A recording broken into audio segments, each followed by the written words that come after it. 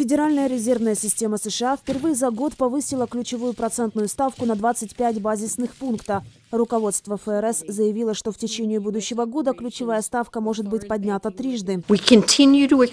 Мы дальше ожидаем, что развитие экономики будет гарантировать лишь постепенное повышение ставки для федеральных фондов в течение длительного времени, чтобы достичь и поддерживать наши цели. В среднем ставка для федеральных фондов возрастет до 1,4% в конце следующего года, до 2,1% в конце 2018 и почти до 3% к концу 2019 года. При этом Федеральная резервная система улучшила свои прогнозы.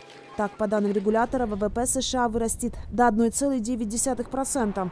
Предыдущий прогноз был на 0,1% меньше. Инфляция в текущем году составит 1,5% против 1,3% по предварительной оценке.